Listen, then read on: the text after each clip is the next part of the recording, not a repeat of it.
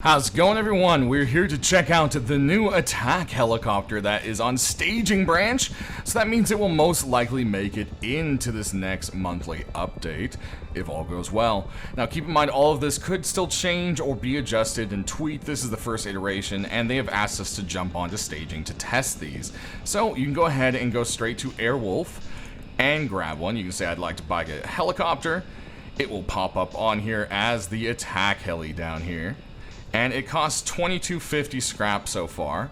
That seems to be the price.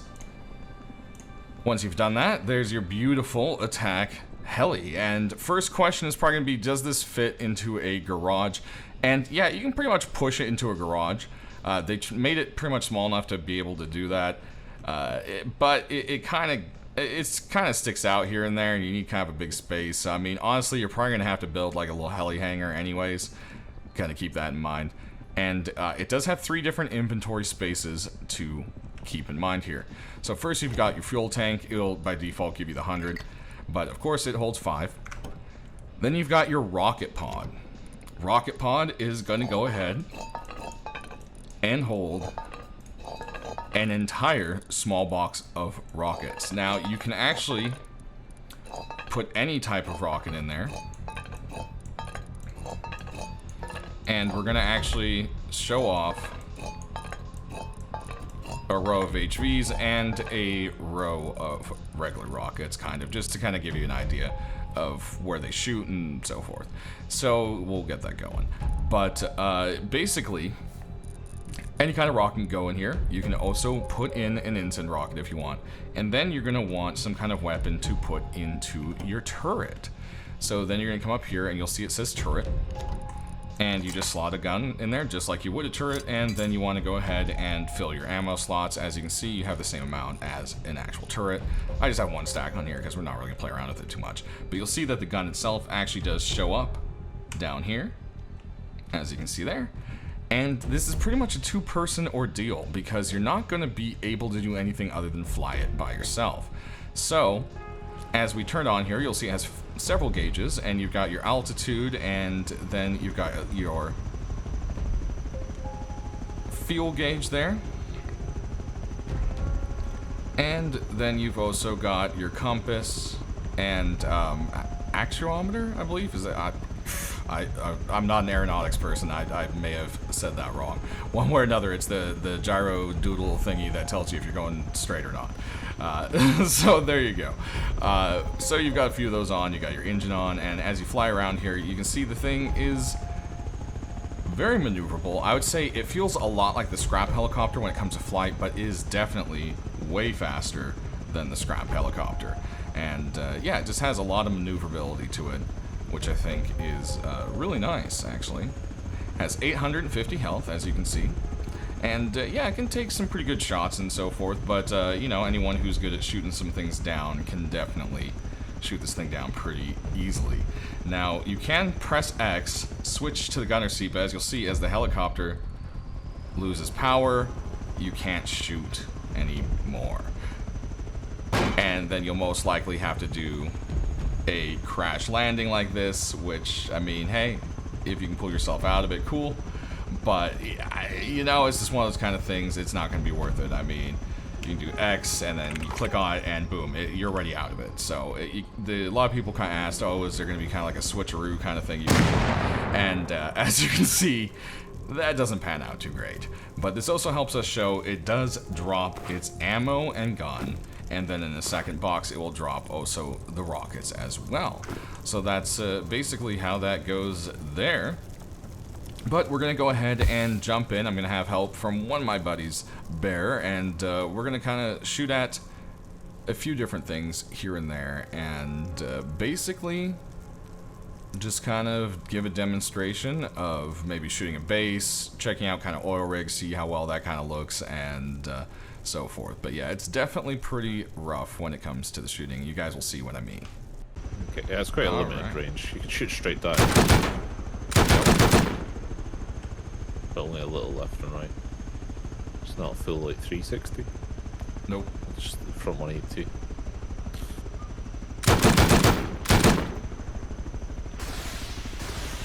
Yeah, the HVs seem a bit more like what I expected. Yeah, it does seem like the HVs do better. Yeah, they've zoomed in. So, I mean, if you want to put regular rockets in to annihilate a base, you can, but HVs seem like the better way to go. Which makes sense for, like, Bradley and taking out people and stuff like that. Wow, you could take Bradley in, like, 1 second, potentially. Yeah, there's no cooldown on the rockets yet. I don't know if they plan on it or not. Wow, yeah.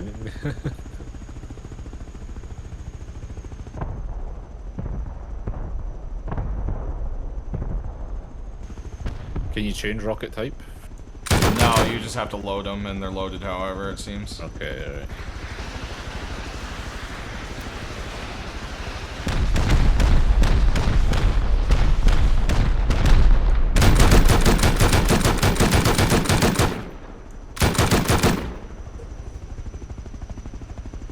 Yeah, it's definitely much harder to kind of like line stuff up than you would think.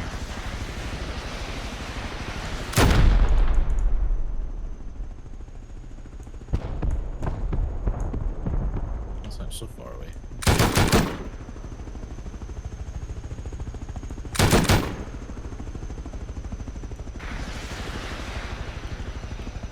There's a slight zoom too.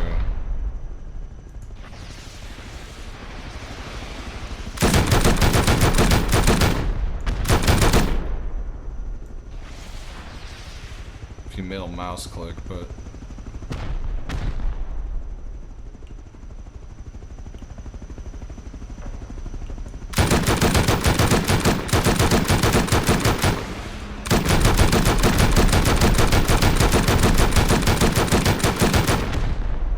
that rapid fire is crazy though.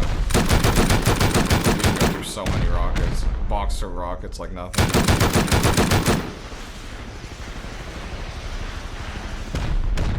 You could definitely raid a big base quite easily with this then. I guess seems quite hard to hit a 2x2, but yeah, something bigger you definitely. Yeah, this thing's definitely meant for like blowing holes into like Zerg bases. It'd definitely be very hard to like gun down a specific person.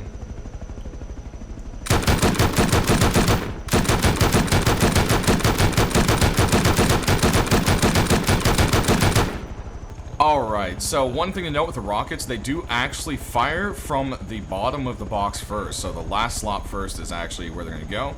So first off, these are some ensigns. You can see they kind of really just deadfall.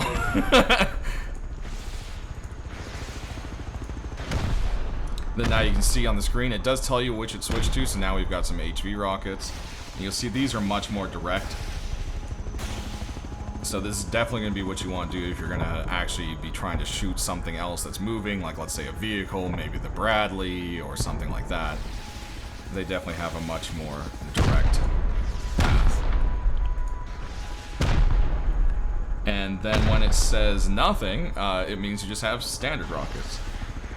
And they're definitely a little slower. You can see they have a much more of a fall off. Oh, what were we hitting just now?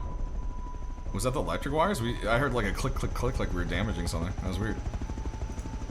But yeah, that's pretty much the kind of fall off with the rockets, guys. It definitely takes a lot to kind of learn it, but I'm sure a lot of people will definitely master this soon. In case you're wondering, yes, you can put a trumpet in the front turret of your helicopter. Alright, so I'm back with Bear, and we're going to try to make some runs at a base here. We got regular rockets.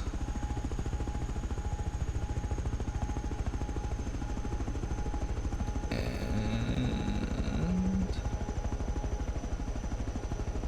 almost. Alright, right there.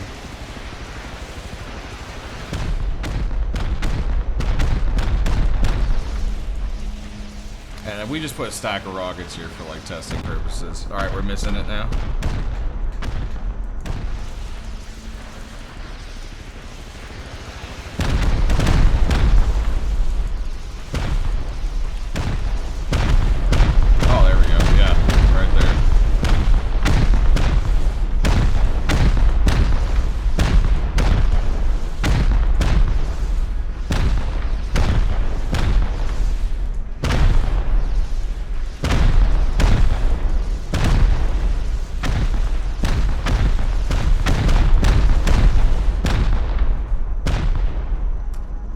So yeah, I mean, it can definitely be used to raid, but you're gonna have to hit your rockets pretty well because, I mean, you can only hold a box.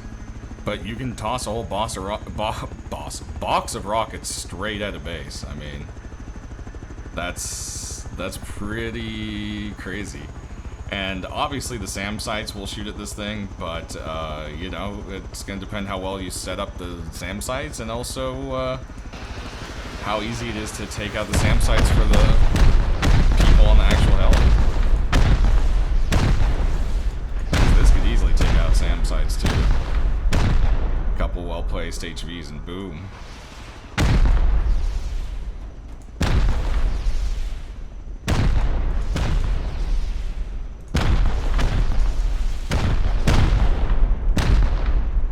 So it'd definitely be like a really intense way to kind of start a raid. Just pull up in a helicopter, hit them with a box of rockets, land, and roll up.